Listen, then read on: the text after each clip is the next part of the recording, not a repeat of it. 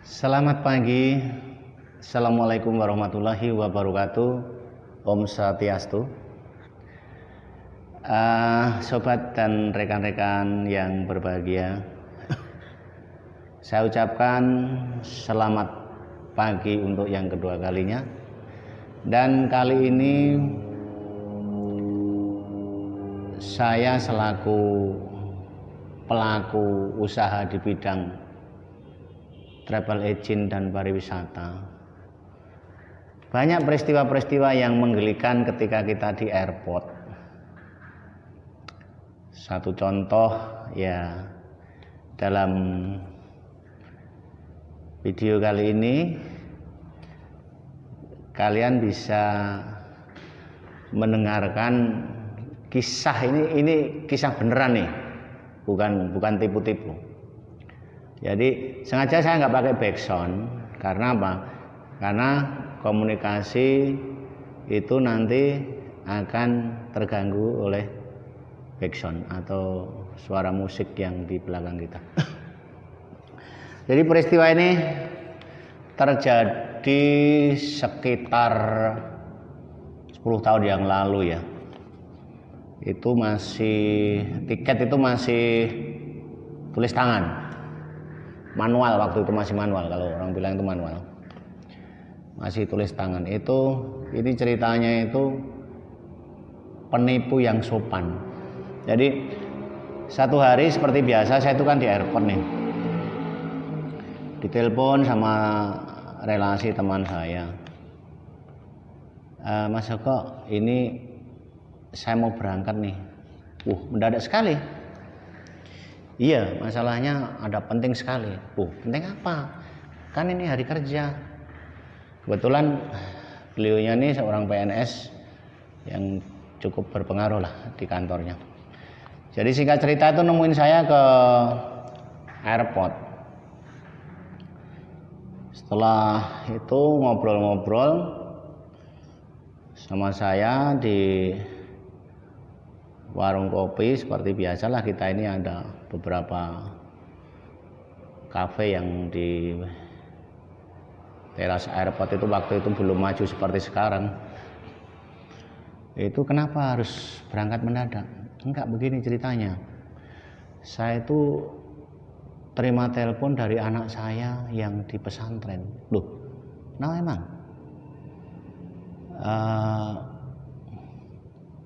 katanya itu kecelakaan. Jadi saya gemetar sekali. Terus saya berangkat menuju airport. Saya ngambil terbang yang pertama. Terus gimana ceritanya? Itu sudah minta uang, sudah saya kirimin juga. Waktu itu dikirimin 5 juta ya, cukup besar lah itu. Karena menurut ceritanya si penipu itu kan ada di rumah sakit, dia yang ngurusin. Si anak ini kan mondok di satu pesantren besar gitu di daerah barat sana. Nah, kebetulan bapaknya ini kan sama-sama saya udah baik di Sentani, kompleks Sentani sini. Kebetulan dia bekerja di kantor situ. Singkat cerita begini, saya diminta tolong untuk bikin tiket. Itu namanya penumpang goso ya. Kalau ke airport itu penumpang goso. Goso itu artinya tanpa ada bookingan, tiba-tiba datang. Itu untung-untungan. Untung-untungan bisa juga dapat seat, bisa juga tidak. Tapi waktu itu open, kelihatannya open. Langsung saya ayun tiketnya, pakai tiket Batavia. Waktu itu masih ada penerbangan Batavia. Terus saya sendiri kurang yakin dia, karena orangnya ini gelisah sekali si bapak ini. Nggak usah saya sebutkan namanya, nanti kan nggak nyaman lah ya. Ada peristiwa ini, ada betul terjadi ini. Itu sekarang gini aja, sebelum terjadi lagi kerugian yang kedua kali, karena kerugian pertama itu kan sudah membayar 5 juta via rekening ke si penipu itu yang di negara antah berantah sana.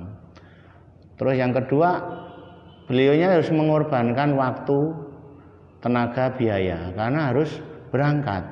Terus pekerjaannya seperti apa, waktunya tersita, terus pokoknya urusannya jadi kacau dan berantakan deh. Nah, kebetulan saran saya ini diterima, coba hubungin dulu, siapa tahu tidak benar nih. Nah, waktu itu HP itu belum ada WA ya, masih HP jadul lah ya, HP masih HP kancing pintu orang bilang, masih HP lama lah. Nah, hubungin, ternyata si anaknya si bapak tadi itu sedang mengaji, makanya HP-nya itu dikasih mati. Waktu itu dihubungin pertama, dihubungin kedua, mungkin dihubungin pertama itu masih di rumahnya karena habis subuh kan masih ngaji ya. Terus dihubungin kedua mungkin sudah turun ke kamarnya atau godaannya itu, kalau bahasa santri itu kan godaan itu. Nah itu dihubungin sama bapaknya dari sini, ditanyakan bahwa apakah terjadi peristiwa seperti ini. Tidak, anaknya mengatakan tidak bapak, saya sementara ada di kamar ini, habis pulang subuh dari masjid terus langsung kita ke kamar. Coba seperti apa kalau posisi bapaknya itu seperti kita ya, apa enggak bingung, stres?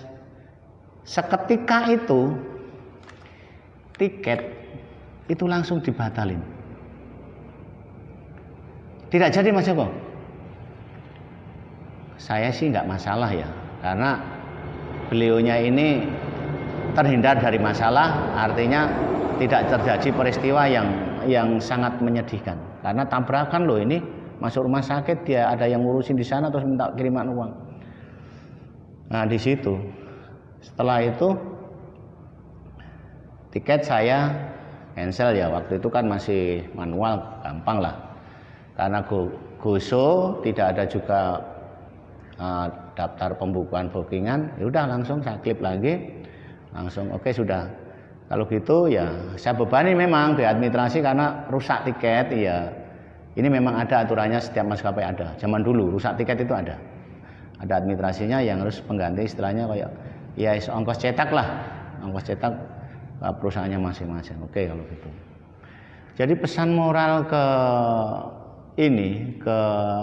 yang ngerjain itu, ya itu kalau sifatnya ngeprank itu ngeprank yang menyenangkan boleh ya. Ini bukan ngeprank, ini menipu, ini kasihan. Jadi saya sampaikan ya pesan moral terhadap siapa saja yang suka ngerjain orang itu, berhentilah dengan pekerjaan yang seperti itu. Karena apa? Di depan sana itu masih banyak pekerjaan yang sifatnya itu halal, yang bisa untuk dinafkahkan ke anak istri, bahkan untuk beramal. Jadi kalau cara mencarinya aja seperti itu, ya memang seketika itu waktu itu dapat uang 5 juta ya. Coba bayangkan, dia masih menuntut terus untuk dikirimin lagi. Itu nggak putus kalau tidak si bapaknya anak tadi itu nggak menghubungin anaknya. Jadi tetap dikejar untuk dimintai uang lagi, segera akan untuk beli obat atau rumah sakit dan seterusnya. Di situ. Coba, ini kan peristiwa-peristiwa yang seharusnya tidak terjadi seperti itu. Tapi ada di antara sekian juta manusia yang berbuat seperti itu. Jadi menurut saya pribadi ya, perbuatan itu kan jelas tidak nyaman. Karena apa? Apa yang kita tanam itu yang tumbuh itu pastilah yang kita tanam itu. Contohnya gini aja, masa kita ini tanam kelapa, buahnya semangka, kan tidak mungkin. Ya pasti kelapa walaupun kecil. Nanam angin, ya lihat aja nanti badai yang akan muncul. Kira-kira seperti itu. Jadi ya kesan moralnya saya sampaikan sekali lagi, tolonglah dengan adanya ya tidak hanya kejadian yang seperti teman saya alamin ini dengan saya yang ikut sibuk itu, bukan, tapi yang prank-prank yang sifatnya itu betulan itu janganlah. Mari kita mencari nafkah, mencari rezeki yang halal supaya untuk anak istri kita ini juga bisa menerima. Sebetulnya batin itu juga tetap tidak bisa menerima, tapi ya walaupun keadaannya seperti apa, tapi kan nggak mungkin lah pekerjaan seperti itu dijalani ya. Tapi kalau memang sifatnya sudah begitulah, dengan adanya ini tolonglah peristiwa-peristiwa yang seperti itu jangan, kalau bisa jangan seperti ini, karena kasihan orangnya itu. Jadi peristiwa-peristiwa ini saya alami karena saya ini sudah, jadi di airport itu ya aneh-aneh, orang sering ketipu seperti itu, harus berangkat ternyata seperti itu. Mungkin di luaran juga banyak, tapi kita nggak tahu kisahnya seperti apa ya. Jadi kisah nyata itu seperti itu, mungkin bisa menambah pengalaman, dan kepada siapa saja yang menerima mungkin barangkali telepon gelap atau apa ya, kita disikapi aja dengan bijak dan sabar, maksudnya seperti apa, terus nanti kita cross check sehingga tidak terjadi seperti transfer, pengiriman uang dan seterusnya yang tidak ada ujung pangkalnya. Saya pikir begitu ya pesan yang saya sampaikan, semoga bisa bermanfaat dan bisa menjadikan gambaran apabila terima telepon yang tidak jelas atau barangkali terima berita yang sekiranya miring, mohon untuk di cross check ulang. Terima kasih. Assalamualaikum warahmatullahi wabarakatuh. Selamat siang dan Om Swastiastu.